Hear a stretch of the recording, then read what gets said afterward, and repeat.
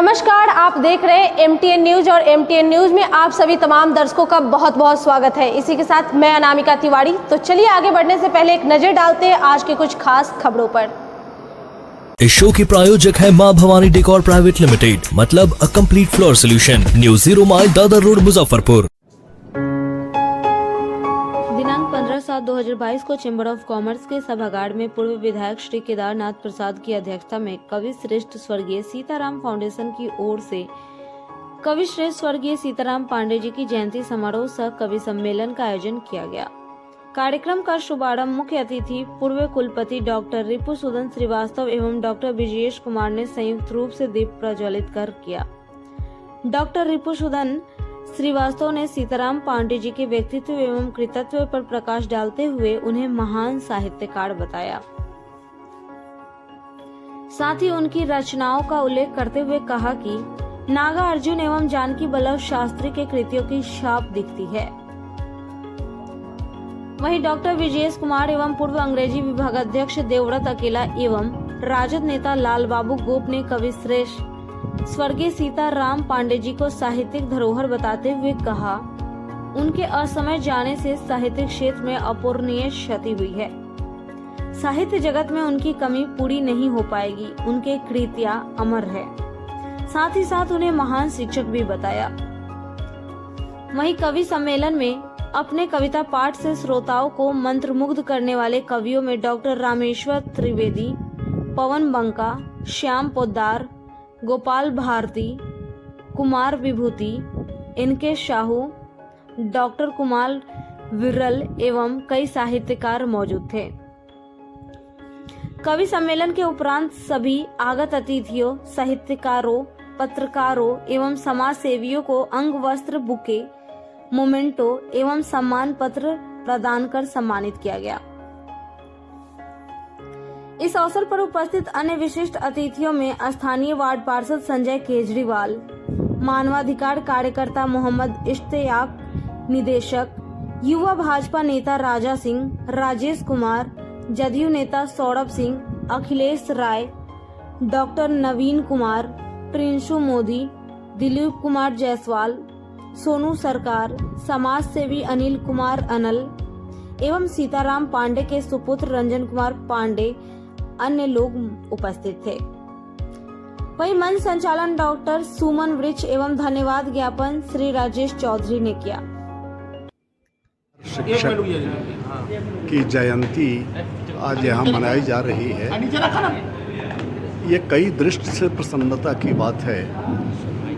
वो भाई केदार जी एक ऐसे सामाजिक व्यक्ति हैं कि उनका चारों तरफ उनकी दृष्टि रहती है।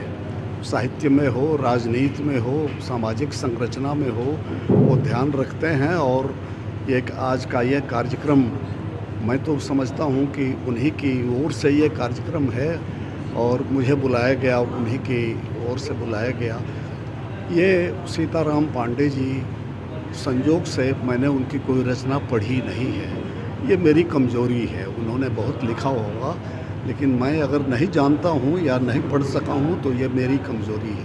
ऐसे भी इतनी रचनाएं होती हैं। यहाँ भी ढेर सारे कवि बैठे होंगे और उनकी रचनाएं हैं। आवश्यक नहीं है कि सबकी सब रचना हम जानें। या शास्त्री जी की ढेर सारी रचनाएं यहाँ के महत्वपूर्ण साहित्यकार भी नहीं पढ़े हुए हैं। उनकी संस्कृत की रचनाएं मैं नहीं समझता हूँ कि कितने लोग यहाँ पढ़े हैं। एक दो रचना उन्होंने अपनी पुस्तकें संस्कृत की मुझे भेंट की थी, उनकी कृपा थी। अन्यथा संस्कृत कोई पढ़ता नहीं है आजकल। तो मेरे कहने का मतलब कि कोई भी साहित्यकार है, कवि है, अब हर व्यक्ति उसकी कविता जाने या उसकी रचना जाने यह संभव नहीं होता है। लेकिन ऐसी अगर व्यवस्था करते हैं आप, कोई कार्यक्रम करते हैं, तो इसका सबसे बड़ा लाभ ये होता है कि आज जो लोग भी सीताराम पांडे जी को नहीं जानते रहे हों, लेकिन आज जब हम उनको मालूम हो रहा है कि एक अच्छे शिक्षक, एक अच्छे साहित्यकार, जो कवि भी थे, कहानीकार भी थे, तो ये बड़ी प्रसन्नता की बात है कि उनके नाम पर आज यहाँ एक आयोजन हो रहा है। यह शहर माना जाता है कि आपके बिहार का एक संस्कृति की राजधानी है मुजफ्फरपुर, ऐसा मानते हैं हम लोग। संस्कृति जितना विकसित यहाँ हुई मुजफ्फरपुर में, शायद एक तो एक कारण यह भी हो सकता है कि हम लोग मुजफ्फरपुर वासी हैं, तो जो जहाँ रहता है उसको अपना बड़ा अच्छा लगता है, तो इसलिए हम लोग कह रहे हैं। लेकिन ऐसी बात नहीं है, कुछ विशेषता भी है यहाँ में। मैंने बताया ना कि ऐसे ऐसे साहित्यकार, जैसे अभी नाम 3-4 बार आया जानकी वल्लभ शास्त्री जी का, तो यहाँ अभी 1-2 रोज़ पहले कवि राजेंद्र प्रसाद सिंह की जयंती मनाई गई। यहाँ श्यामनंदन किशोर थे, अनेक कवि इस शहर में थे। स्वर्गीय सीताराम पांडे जी एक अपने आप में साहित्य जगत में पुरोधा कहा जाए महान हस्ती थे। शारदे की असीम कृपा मिली थी उनको। लोकल राजनीति के आधार पर उनकी जीवन यात्रा नहीं थी, और न कविता में कहीं से किसी कवियों से, किसी लेखों से जुड़े हुए नहीं होते थे। अंतर्मुखी कवि थे, आत्मा की आवाज निकलती थी उनकी। कितनी किताबें लिखा है उन्होंने, साहित्य, कहानी, उपन्यास, जीवन चरित्र लोगों का, महान लोगों का, कविता, गद्य और पद दोनों के महान पुरोधा थे। इनकी आत्मा बोलती थी और कलम इनकी मजबूरन उसे उकेरती थी और लिखित होती थी। ऐसे महान कवि संभवतः पृथ्वी पर कभी कभी प्रकृति रूप से उपजते हैं, जिसमें जानकी वल्लभ शास्त्री थी, सुदास पांडे जी चले गए।